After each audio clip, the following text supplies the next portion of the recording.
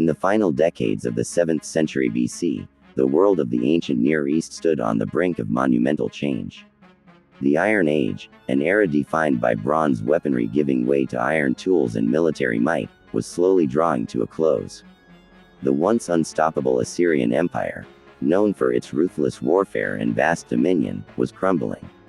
In its place, a new power was emerging from the fertile plains of Mesopotamia, Babylon. The Neo-Babylonian Empire, founded by King Nabopolassar, would soon shake the region with ambition, glory, and destruction. But it was not Nabopolassar who would take Babylon to its greatest heights.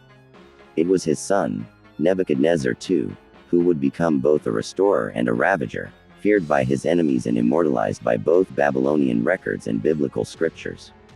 Born in 642 BC, Nebuchadnezzar was likely named after his grandfather, who had once governed the city of Uruk under Assyrian rule.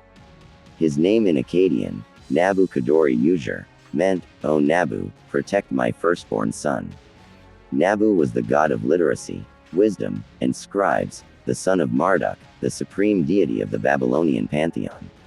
This name would later become synonymous with both empire and destruction. As crown prince, Nebuchadnezzar cut his teeth on military campaigns, fighting alongside his father to destroy the last remnants of Assyrian power. In 609 BC, they jointly assaulted Haran, where the final Assyrian ruler Ashur-bal II had rallied his broken forces.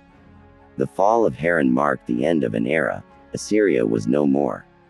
From that moment, Babylon emerged as the new dominant force in Mesopotamia. Nebuchadnezzar, with a warrior's mind and a king's blood, began taking command of the armies. By 607 BC, he was leading campaigns into the north independently. Babylon's ascension had begun, but it would take a great confrontation with another empire to seal Nebuchadnezzar's legacy. That moment came in 605 BC, when Pharaoh Necho II of Egypt attempted to fill the void left by the Assyrians by taking control of Syrian cities, including the strategic Carchemish.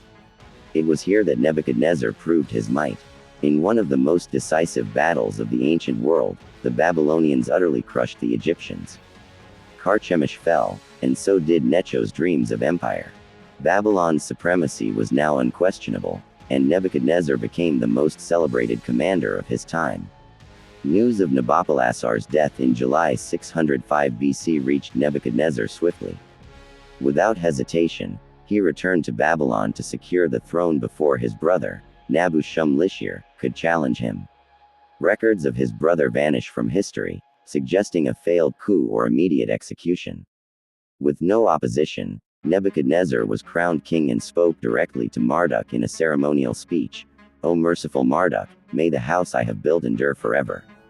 The throne was his, and so was the destiny of Babylon.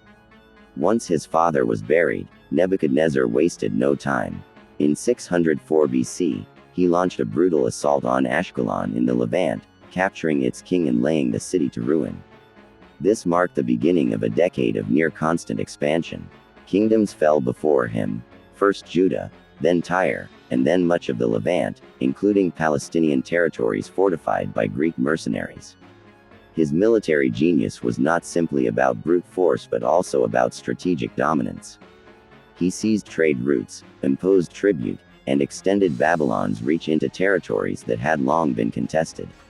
Yet ambition knows no limits, and in 601 BC, Nebuchadnezzar made a critical error. Emboldened by his previous triumphs, he marched against Egypt once more.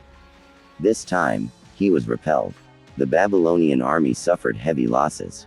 Though Egypt had also been wounded, the perception of Babylonian invincibility was shattered. Vassal states in the region sensed weakness. Rebellions broke out. Among the disobedient was the kingdom of Judah. Hoping Egypt would offer support, King Jehoiakim defied Babylon. Nebuchadnezzar responded with overwhelming power. In 598 BC, he attacked and captured Jerusalem, killing Jehoiakim and installing Zedekiah as a puppet ruler. The fury of Babylon was not yet complete. As Zedekiah later revolted in 589 BC, Nebuchadnezzar returned with unmatched vengeance. This campaign led to one of the most significant religious and political events in Jewish history, the destruction of Jerusalem and Solomon's temple in 587 BC. Over 20,000 Judeans were deported to Babylon. This period, known as the Babylonian exile, is widely believed to have catalyzed the transformation of Israelite religion from polytheism to strict monotheism.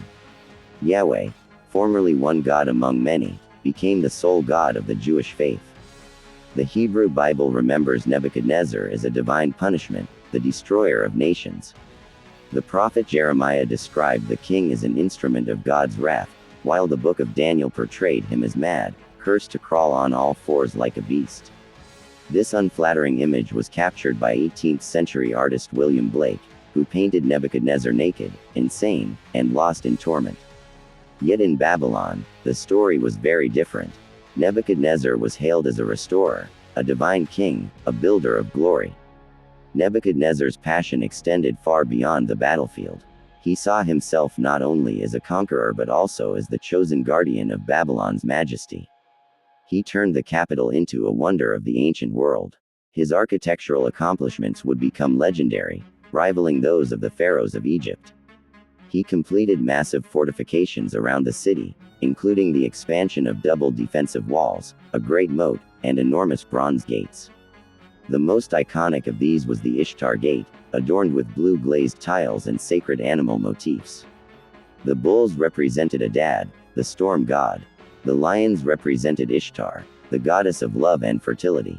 The dragon stood for Marduk, Babylon's supreme deity. This gate was more than just a defense, it was a declaration of glory. Along the processional way, Nebuchadnezzar had limestone paths laid, lined with golden statues and sacred inscriptions. Behind the gate stood the great temple of Esagila, filled with treasures and idols of gold. Every inch of Babylon reflected the divine authority of its ruler. One inscription found on a dedication plaque reads, "Nebuchadnezzar, king of Babylon, the faithful prince appointed by the will of Marduk, the highest of princely princes, the wise, the humble, the firstborn son of Nabopolassar."